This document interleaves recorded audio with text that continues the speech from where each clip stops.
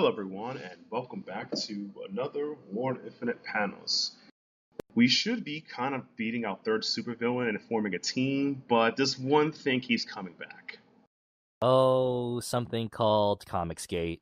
Yeah, it's kind of stopping us from forming a super team. I was trying to call up, the remaining squad, try and get, Casada to help us, game in, but they're too busy fighting Comicsgate. Uh, But, yeah, I mean, is this what the Teen Titans feel like? We can't get the Justice League because they're all fighting Darkseid in space or something? yeah, that's what I really feel like. Well, the Justice Society, it's like, we can't go to Justice League, we're too busy fighting, God knows all these weird villains of Thanagar. Uh, Ugh. But anyway, welcome back to another episode of us, joined by the lovely Jules Chan. Hello, everybody. As you can tell, I'm alive. Yes. We here on Guam kind of had to deal with a typhoon, and I'm alive. That's also why we can't. One of the many reasons why we kind of had to delay a bit, but I'm back. And I Yeah, also made a whole bunch of new stuff, so yay, and look forward to that. true. And the one way to start this thing off is, as while during our delay, Henry Cavill has dropped the role of being Superman officially, and the contract's been terminated. So, what do you think this means for the rest of DC, Jules? Oh my gosh.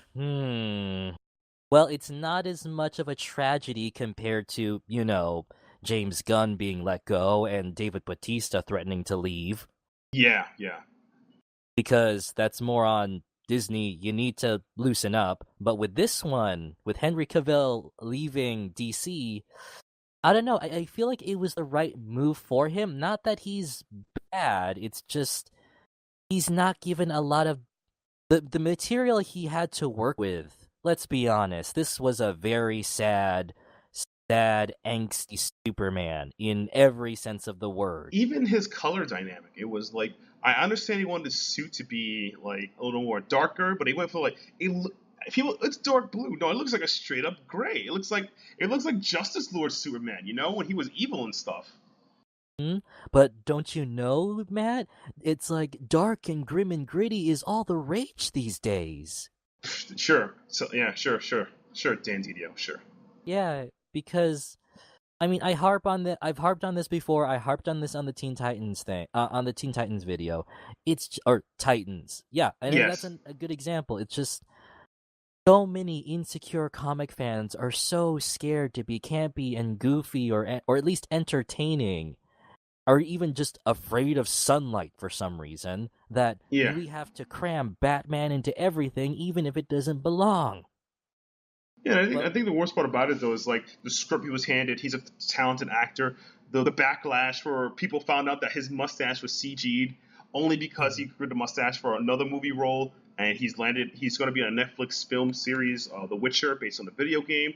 I think Yep. that Henry has decided that DC is not a part of what I want to be associated with my career.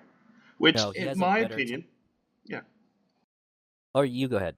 yeah, in my opinion, he has the right to think or have that. I don't think like the movies overall have not been good. I mean, the most positive praise that we've received for the DC film universe is Wonder Woman and arguably Suicide Squad, and that really hurts because, you know, come on. We kind of sink money into this, and if Warner Brothers isn't seeing the money, they're probably not going to see this as a worthwhile investment.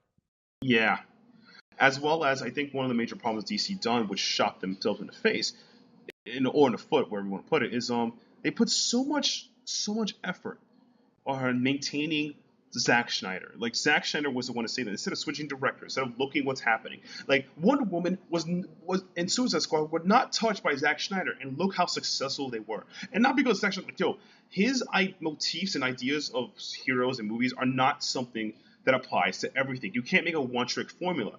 But Marvel does it. Marvel has many ways of exploiting the same formula, but it's not the same movie. And also, let's be honest here, they're all a lot more fucking entertaining. Yeah, it's not even funny. It's like even with James Gunn off Guardians 3, they're still using his script. From what I hear, everything the movie's been pushed down, but I would still watch Guardians 3 just because I know like it's still a solid movie. Guardians 1 and 2 is okay. This still does look solid.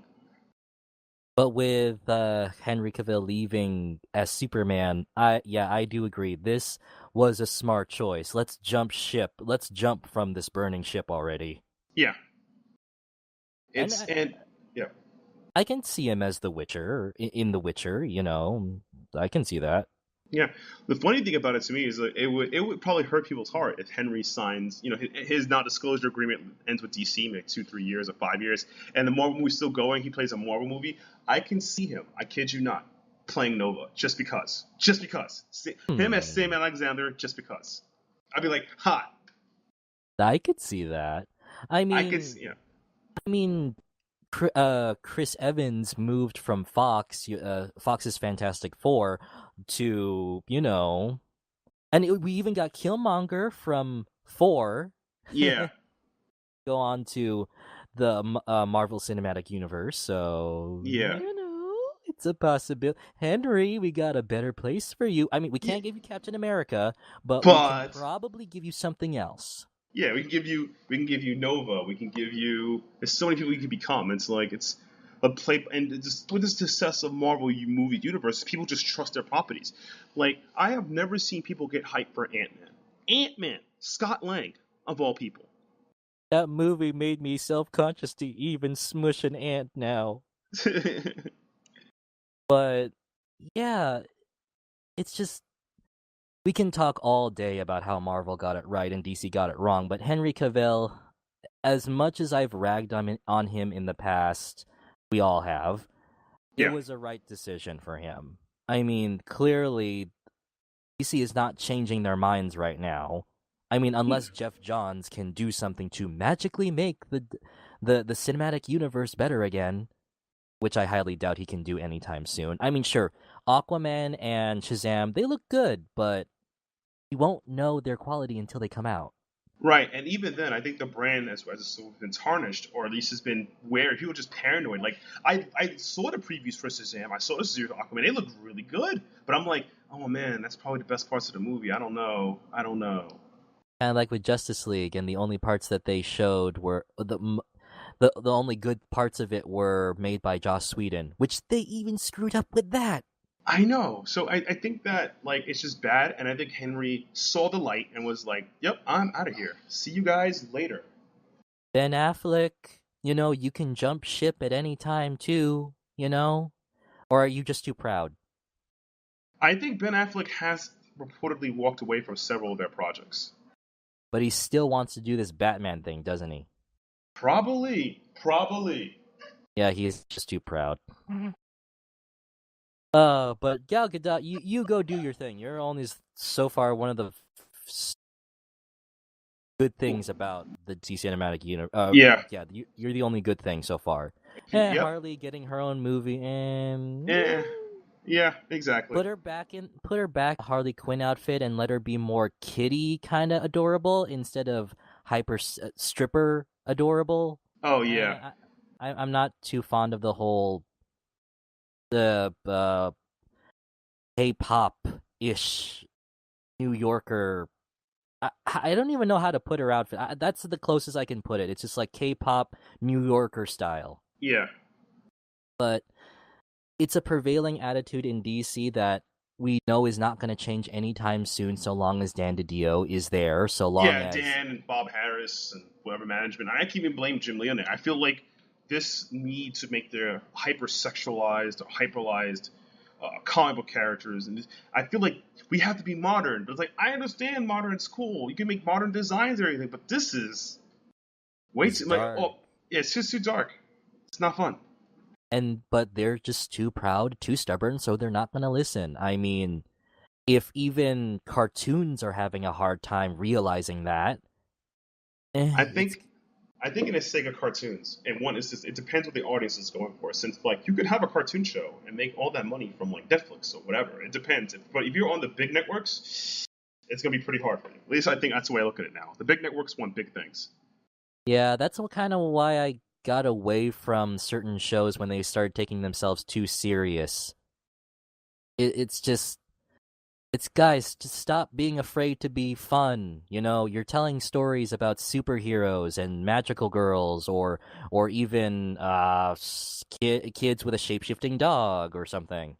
Yeah, It's like, guys, when we were growing up, loving these stories, the serious stuff only happened 20% of the time. It's yeah, like, can we just have fun? You know, please. just but it's just it's this. I've always attributed this to insecurity that comic fans, like many other geeks, are just so scared to even be remotely childish or fun. Even that's why we fell in love with it in the first place. That they feel like they need to validate their investment in something, to no matter no matter how insecure they sound. Right. And speaking of insecurities, it looks like Peter Parker will not be the dorky geek we know, and we're getting Superior Spider-Man coming back sometime this December. Yay! Yes, I will look forward to all of your comments. I loved this series. I love Superior Spider-Man. Yeah, it's not going to be written by Dan Slott, but who's the fill-in person again? Yeah, the creator will be Christos Gage, and that might be done by Mike Hawthorne. Artistically, I think that's a good setup for both of them. And you know, if anyone can at least mimic Dan Slott's work, then I'm all for it because I liked Superior. Yes, Doc Ock, was he aggressive? Yes. Did he threaten people? Did he actually kill people? Yeah. Yeah, yeah, Yes. But he improved Peter's life so much. So yeah, much. And Aunt May walked again. yeah, And Peter was like the head of his own company, and that was a lot more interesting. Yeah, did it make him a little bit like Tony Stark? Yes. But it's yes, an improvement over what his life was before. yeah. He Would you grown want up. That was the whole point. you want him to stay with J. Jonah Jameson and stay in a crappy apartment? Spider-Man, get the picture of Spider-Man. I mean, we love Peter, but even the creators can tell that it's time for him to get out of the whole, youngest Shtick. superhero out there kind of thing, where he's the youngest out of all superheroes out there. He's been like the model teen superhero for years now. We have Yeah, Miss Marvel now. yeah. That's actually that's what's good. We have Miss Marvel now. We're not about that life anymore. I mean, we have like a huge slew of new teenage superheroes. So it's like Spider-Man can just, go join the Avengers or something or whatever. But Yeah, yeah, I loved Superior. I don't like how afterwards I I don't like how before when Superior Spider-Man ended, they slowly tried to reverse everything. yeah. It's Like like, this run has had too much fun for too long. But Crystal Gage has a pretty good career at Marvel. He was one of the backup writers for Spider-Man during the Amazing run for Dan Slott. He's been on various other books. He's written some Avengers. He's a solid writer. My major complaint is my own complaint is like can he fill up to the task of this series simply because Superior Spider-Man has become a new instant classic for Marvel. It's definitely a book that I myself, I'm not a Spider-Man fan, but I recommend. You want to read some books? I recommend this for you. I mean, despite all the death threats that Dan Slot, Slott yeah, received, yeah. You got rid of Mary yeah, Jane. I'm like, well, some people don't like the redheads. because, because I mean, come on, it's just we've been at the Mary Jane thing for years, and also the Joe Quesada already ruined it with One More Day. One more day to make things wrong. Although I will say one thing, can we not hire Humberto Ramos again, please? Oh, you're not a fan of about No. the Ramos art? Oh, It gets kind of blocky and kind of mushy, and I mean he's very. he has improved, but His eh. art's very kinetic. That's the way I describe it. I like it because I grew up around the era where his art's good. His art's, but yeah, I can understand there's some complaints for it. But I guess with Superior Spider-Man, I didn't mind it as much since Peter's always wearing a mask. It's just that when he did art for Spider-Man, when he did art for Superman, I kind of noticed it more with the blocky faces and the Mm, mushed proportions. Yeah, this is kind of hard to look at. But with Spider-Man, it worked a little bit better. Although yeah, it's just Maybe not Humberto Ramos anytime soon. I think Humberto Ramos, he was the current artist for Champions, and I think they switched that once Jim Zub took over. So I don't think Humberto Ramos is currently in the Marvel pool for art right now. But it's not terrible. It's okay. It's at least passable. It's just it can get distracting at points. But Yeah. that's my minor complaint with Superior Spider-Man. That is very much a minor complaint.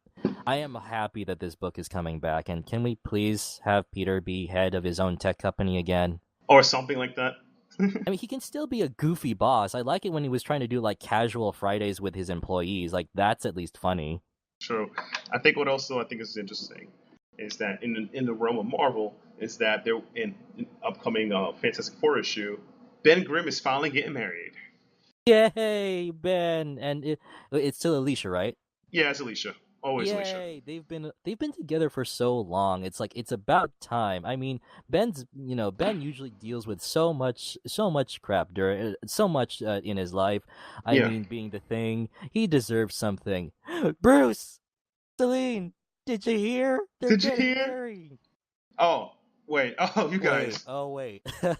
Right. Oh, there's Bruce in the corner crying. Exactly. Okay. Oh God, here we go again. The waterworks, right? Yeah, and that's the thing. It's just, again, on One More Day, I don't like the idea that just because they're married, you can't relate to them. Yeah, it's just Or it's you something can't that find makes it me upset engaging. as a reader because it's like when you read comics as long as I have, as long as other people have, you generally feel that the character kind of should grow up with you or have some changes that makes you more interested. But if you're reading the same 6 stories over and over again, we're having a problem.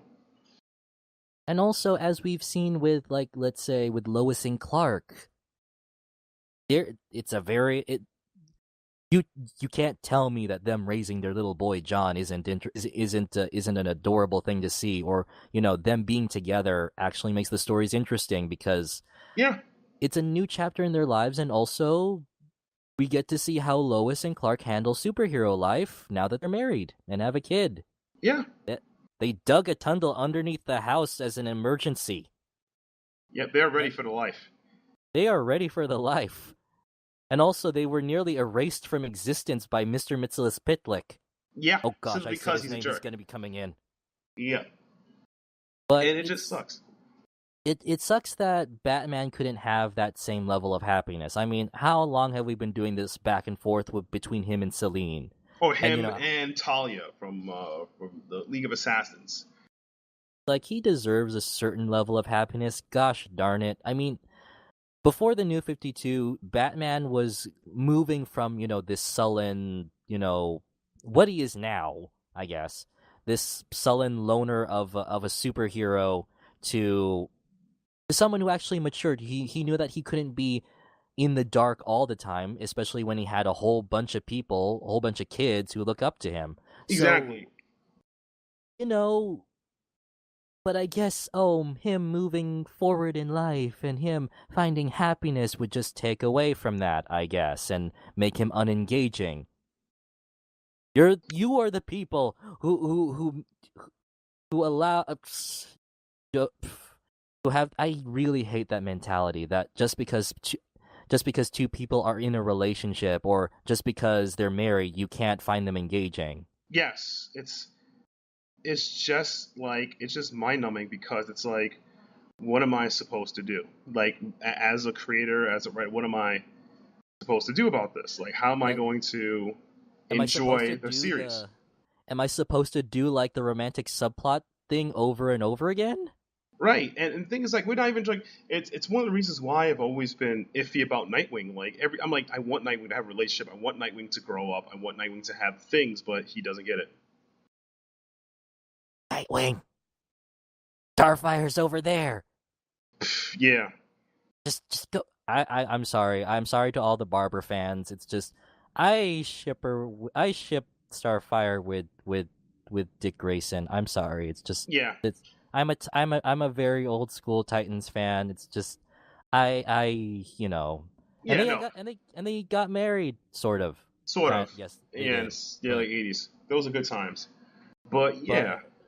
But speaking of that, I'm still excited for this wedding though. Oh yeah, Ben Grimm, he deserves it. Actually, the Fantastic Four could use it, considering all the hell they've been through right now. Oh yeah, all the. I mean, we finally integrated them, right? It's like, yeah, they're backing out. They're back in the main universe. Everything's gonna be a-okay. yay! Now we can stop threatening their lives in order to get in order to get them back from Fox. That's what it felt like. Hey, give us back the Fantastic Four. Or we're canceling their book. Oh man, that actually sounds like a legitimate strategy for them. A legitimate Marvel strategy. Like Marvel, this is one of your flagship titles. Do you really want to take a bet on that, or do you want to take a risk on that? But yeah, Ben Grimm, so happy for you. Yeah. Speaking of things, also as you mentioned way early being in the podcast, Comicsgate's back again, and this time they came back with a goddamn vengeance. I mean, let's start with their publisher. Would I say their head honcho leader, I guess. John Mayer is like one of the big figureheads who started the Comicsgate's movement. He's like their pope. Yeah, he's like their pope. It's like it after his whole Comedy Central interview. It's like just trying so hard to get people to take him seriously. Yeah. But no, we see how much of a sack of crap you are. Yeah. I'm sorry for the amount of swearing, but this guy does not deserve any sense of civility. No, I mean, the thing about it to me is, like, they got their own publisher, like, run by Comicsgate, run by a guy called Theodore Beale. He's a straight-up Nazi. There's no way to get around it. Straight-up Nazi. Oh, yeah. Yeah, you can't convince us, guys, that you're at the height of sanity when you hire an alt-right publisher. Yep, and he's publishing books for you, whatever. And it's like, this is what it is. We must secure existence of white comics for white people. Comics. Yeah, that's what he said, and it's just out of hand. And in my personal opinion, it's like, this is exactly what Richard Meyer has been pushing the whole damn time. This is just not hiding anymore. This is what he wanted. I bring this up in a future video, in a script that I'm currently working on right now. Mm-hmm. The only reason why people decided to take him seriously, Richard Meyer, is because he sounds correct. He sounds convincing. He parrots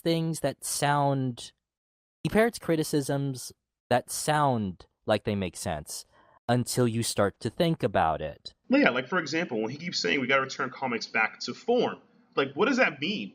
I mean, it sounds like, yeah, it's something I would agree with. Yeah, I think we should have comics go back to a form. But what he means form is, like, knock out every diversity character, no fun, LOL. Political correctness. We're like, wait, what?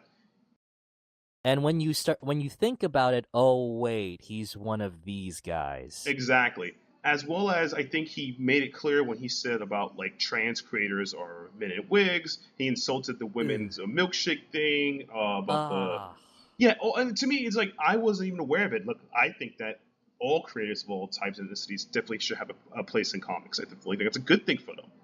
Remember when he said, where he wouldn't even deny that he said, oh, female creators...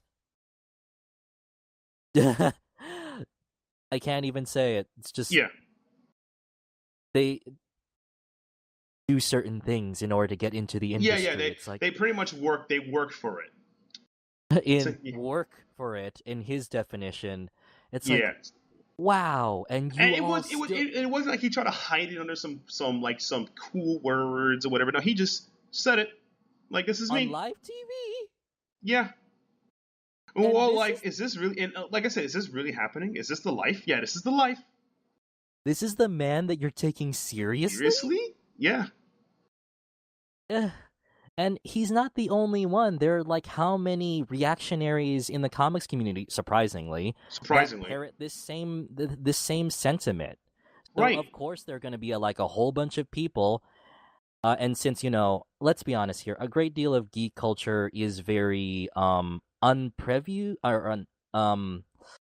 they're not as politically or socially aware or savvy enough. Not in the fact that, outcasts or anything. It's just that when you have a group of people where politics or social issues are not their forte, a vast majority of them, then it's very easy to manipulate a whole bunch of people into thinking you're correct. Yeah. It's that easy.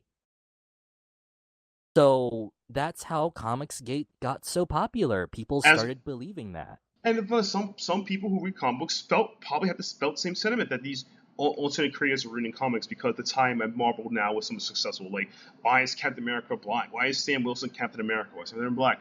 Why is Miss Marvel the force of the company? Like, things like that. Like, what's going on to my comic books? At the same time, it's like, comic books technically are for everyone. Technically, and they change. And they change over time. And also, this diversity thing has just been there this whole time. We want to explore it a bit more. Yes, we would like to make the monies from this. And what baffles me the most is that in that Comedy Central bit, there was a very clear answer that all of those cosplayers were making. Yeah. Even if you're not the same race or ethnicity or gender or even the same sexuality as that person, it may not matter to you, but it matters to a whole bunch of other people. It makes them happy, you know? And if you have a problem with that, then you're probably the one with the problem. Yeah. And again, but then I can't relate to them. Well, sucks to be you. How do you think the rest of us feel? Yeah. For the past 50 years. Yeah, that's specific. How do you think everyone else was like looking around like, what are you talking about? I was able to relate to like Superman or even Black Panther or even or no, not so much relate, more like was engaged in their stories. Yet I'm not black. I'm not married or anything. Yeah, I'm not Caucasian. Super comics, as regardless of how you feel about them, are in some instances an escape for people. Like for me, the reason why one of my favorite characters is Iron Fist because he was like the first guy. Because little background on me, I'm African American. I'm Caribbean descent, black, and I have light skin. My skin looks a little lighter to Caucasian because of whatever. I'm not albino or anything. So I looked at Iron Fist when I was being a kid, and he had a black girlfriend, which reminded me of my parents. My mother's light skin, my father's black. So it reminded me, it made me feel like I connect to that. Like it's nothing wrong with interracial love or anything. So it's like I was able to connect to that. Like, this is my favorite guy. Look at him, get that black girl, get Misty Knight. Yeah, he's the man. And I related to that because it was a more human level. And I think that comics provide for everybody. Does that mean that if comics get older and older, that we as readers, older readers, will lose out? No, there'll be something for us always. I think there will always be comics for us because all the stuff that we remember will be in print, and there'll be new stuff to try out. We, as the comic medium right now, readers, publishers, writers, creators, etc., we're all within this new revolution, new wave. We're learning what works, doesn't work. Like, regardless of you, as Jules and I are very forward thinking, we think Marvel 2.0 was way too much diversity. It was just throwing everything to the wall. I mean, sales were cannibalizing each other. 2 Captain America books, 4 X, it's too much stuff. I mean, that's the only problem. It's not so much the ideas of diversity, it's more like how often they're publishing everything. That's the real problem. But a lot of people will just find any one problem and then connect the two together and think that's the overall problem. But again, that's when you think about it. These people in Comicsgate, they're hoping you don't think about it. No, and the worst part about it is like even many pros in the industry has came out for this. Jamal Igle came out with this. Joe Quesada came out. I'm going to quote Joe Quesada. Joe Quesada said, speaking to John Mayer, I was about to call it a night, but okay, since you're here, bear with me. First, let me start off by saying I respect you as a veteran, which is John Mayer. That I respect you as a veteran and thank you for your service to the safety of our country. But as the son of a grandson to vets, I can't say enough about the sacrifice you guys make, so thank you. That said, I bet there's stuff we can agree on, perhaps we don't, and that's life amongst humans. But what I take the most exception to say that the way you attack pros, calling companies to fire some, and go after them, is in ways go beyond the personal. I know you think it's a light roasting, but what you take so seriously and spurg out. Maybe it's because it's their career, their livelihood.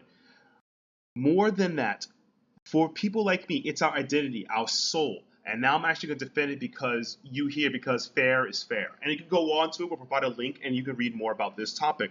But what Joe Quesada said is right. You are attacking people's livelihood. This is their identity. Comics are what they've become. People love, there's people in the industry who love comics to the day night. Even if they don't become like the big writer or anything, they love it.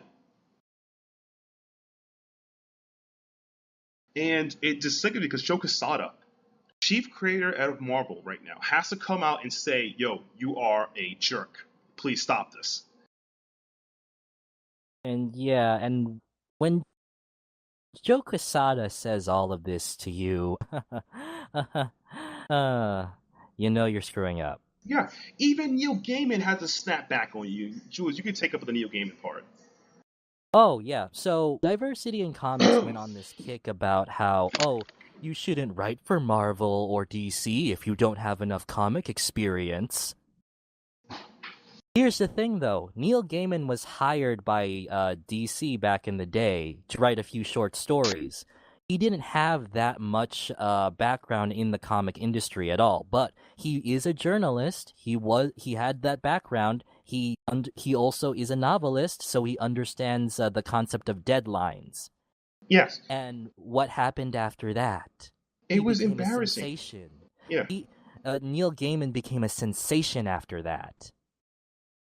And Diversity in Comics decided to chime in. Oh, what's about this? You had experience, yes, in other fields as a writer. They liked me because I understood the concept of deadlines. And a lot of these comics that you see right now, those are the ones I was working on at the time after they hired me. Yeah. And it kind of shows how you don't understand how comic production works. It's not like write it and then publish it right away like a newspaper. No, these take months in advance. Yeah.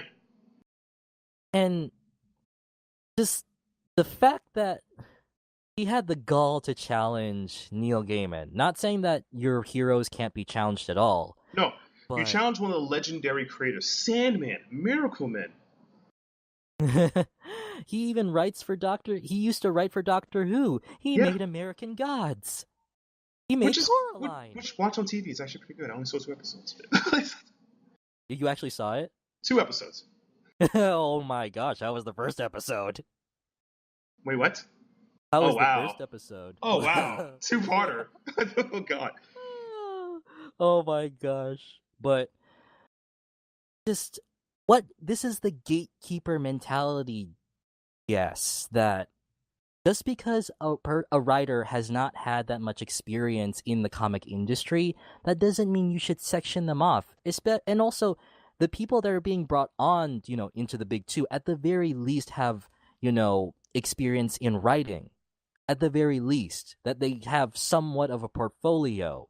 Right. I mean, sure, a lot of the writers at Marvel right now, sure, some of them, they've only had, novels and whatnot.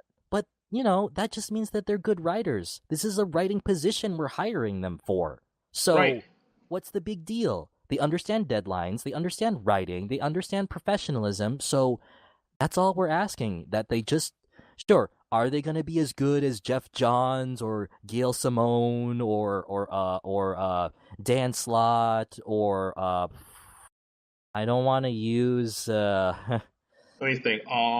Good as who's killing it right now? Jason Aaron, he's killing it right now. Patrick, I don't want to use Grant Morrison Tomasi anymore. I mean, Tomasi was an editor. He was a long-time editor before he started writing. So just saying. Yeah.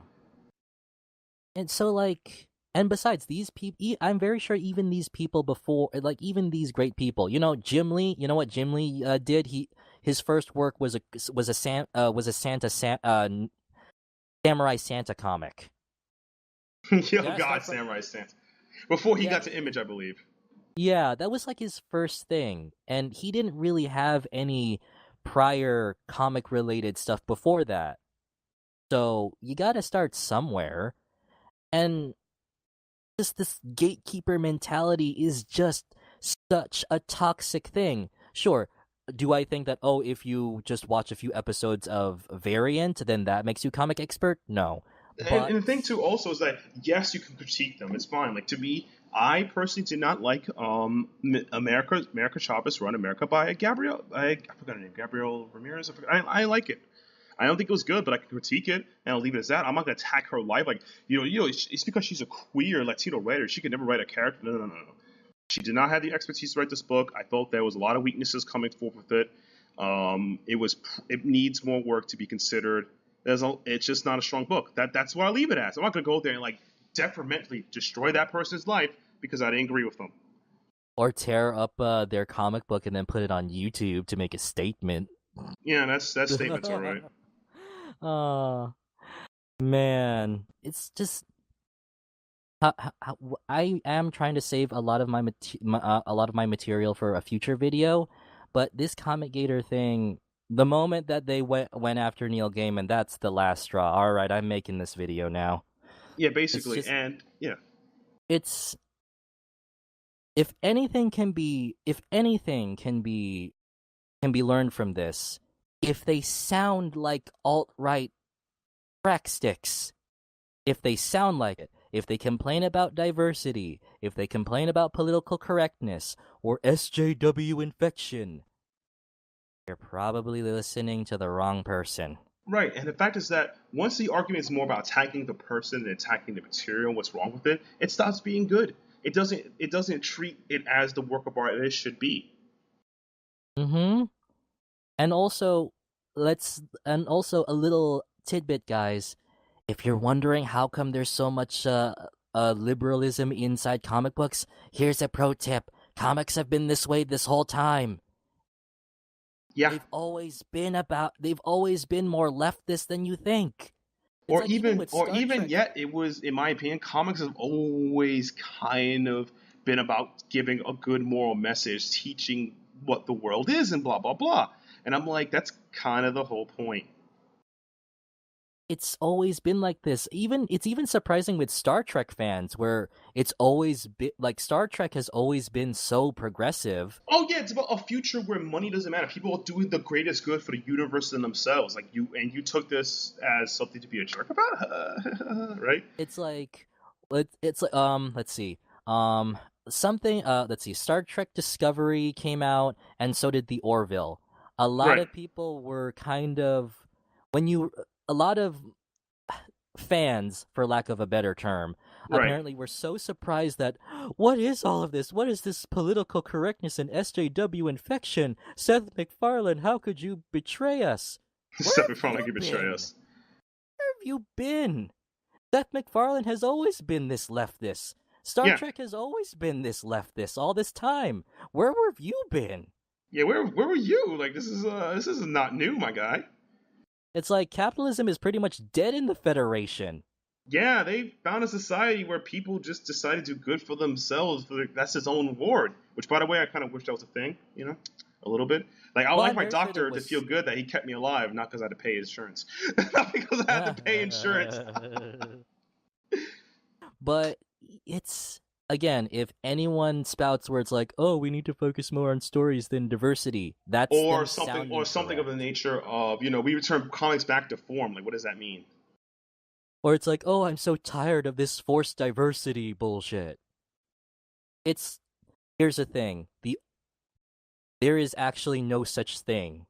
Because on retrospect, I use this as an example, again, as part of my video. Toph from the from Avatar. Mm-hmm. By modern day by what Comicsgaters define as forced diversity, Toph was forcing the fact that she was blind on all of us. How often she would mention it, how often we would come across it.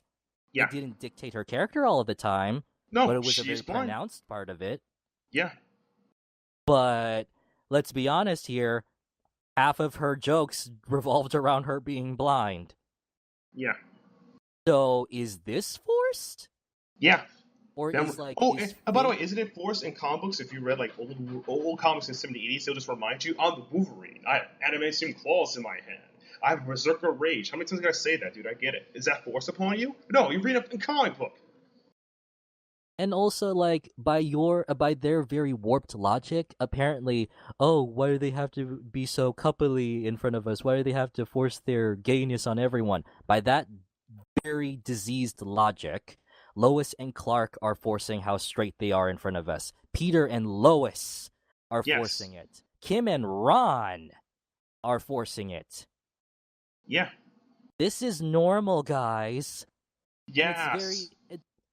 It's like it's amazing how if a white straight guy is your main character, it's fine. It's like if he's written badly, it's just a bad character. But if it's like, let's say, Rey from Star Wars or even Finn, they're definitely forced diversity. They're very bad characters just because of this. I mean, Yeah, basically. it's we're seeing this not only in comic books, we're seeing this in cartoons, we're even seeing this in anime. Right, and I think the problem is, like I said, they're trying to maintain like alleged purity in these things, but art, there's no such thing as purity in the arts. Art is, in a sense like, it's just like, no, art is something you appreciate. So art is something that evolves with time and everything else. You can't have, like, if that's the case, we all still be loving Liefeld's art to this day. No. If any indication that the comic industry is not pure, Rob Liefeld is that impurity. Right, exactly. But we can't be doing that, and that's just bad. And I think that's what I'll leave it as. It's like, I think that comics as a medium will change. It's going to be for a better. Do I agree there's hard times ahead of us? Yeah, because single issues floppies don't sell as much anymore. Trades sell more. People, the diversity factor, as learning from Marvel 2.0, may have not been the best thing that happened for us. I think the best thing that was for us as an industry was probably focus on stronger character stories rather than sales cannibalizing each other to push something. I think that we need much more female creators in the industry, but at the same time we need them to be, coterred. The same thing as guy industries. Like, for example, Edward Brinson is one of my favorite writers in the industry right now. He was an independent writer. He wrote Sheltered. He wrote The Violent, and then he's wrote Iron Fist. And now he late sometime December he'll be writing X-Force. He's also currently writing Old Man Logan.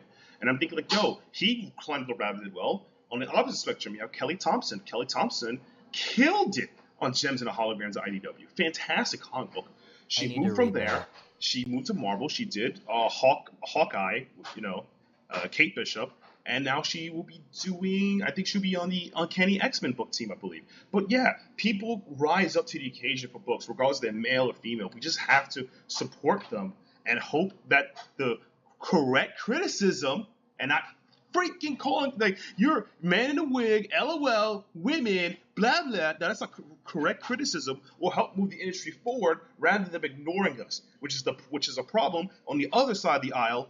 With DC or whatever. DC, seriously, stop making stuff dark. I'm kind of tired of it. I want some nice, solid comics, okay? I want Nightwing to have a goddamn relationship for once. I mean, can we just have Jeff Johns back in the creative chief position again, please? Oh, jeez. Oh, God, that would make me so happy. But I think he's so busy in the movies, which are failing! But come on, it's like, Johns, it's failing. You're not going to save this ship. That's how you could have pitched it to him. Johns, come on. You can write Hawkman again. I know you love Hawkman. It's like, can you just go back to the only the only saving grace that wasn't completely dying was the comics themselves. Yeah, that's about right. I mean, Rebirth really did save a lot of things for us, so yeah. Although if he wants to also dip into the animation industry, that would be good too, because I am so done with... Oh yeah, DC Animations took a huge sharp turn left. It's like, oh man, I definitely agree with that. It's like, what do they got next? It's like, Constantine? Oh, dang. Yeah, we'll just save that for Halloween. Pretty much. And also, as much as everyone else is hyped for Young Justice, bear in mind, this is DC Day. And what did we have recently? The Death Superman, a new Constantine, a Batman Ninja movie. The only one that I liked was just the Harley Quinn Batman movie. That was the only one. Yeah. So what hopes do you think that Young Justice will have? Probably, honestly, I think the fans could probably ride that out to the right. I'm pretty excited about that. I mean, the fans will they'll cheer at anything that doesn't resemble Cal art style, I guess. Basically. But anyway, guys, that's going to be us for the month of War Infinite panels. Thanks again for listening to us. Be sure to follow us on social media. And again, please don't be jerks about comics. If you don't like a comic, just say it. Don't attack the creators. You're attacking their livelihood, which is their job. Also, be very critically aware if someone's spouting alt-right rhetoric. Oh yeah, it's pretty. Very Yeah, aware. yeah. Jules had to There's teach me some that. there's some very telltale signs. I'll have a video about this. Hopefully, second week of October, Yeah, that's right maybe. around when Comic-Con's around. It's like, wow, this thing is not even halfway done, and it's already 6 pages. Oh God, It's a good thing I bought a new mic stand. that's awesome. Anyway, So you guys. said you had some recommendations? Oh yeah, recommendations. I have one recommendation this month. I made a joke about Jeff Johns bringing back Hawkman. I recommend picking up JSA Book 2 by Jeff Johns. I know I recommend the first one, but the second one is fantastic. This is the arc where the JSA get almost their ass kicked. You get Johnny Sorrow. He's just cool. He's kind of a cool villain. And Hawkman comes back, and it's just a great run. The art's okay. I mean, it's a classic art, and Jeff Johns, and so it's a great book. Even if you don't read if you didn't pick up the first trade, definitely pick up the second trade. Well worth the money. I recommend that. I also recommend Nick Spencer, The Fix Volume 3. If you haven't read the first two, it's a crime comedy drama. It's dark stuff. Nick Spencer, right in his core, being a funny man he's always meant to be. But anyway, those are the books I recommend. See you guys next month. Later. Yeah. See you guys.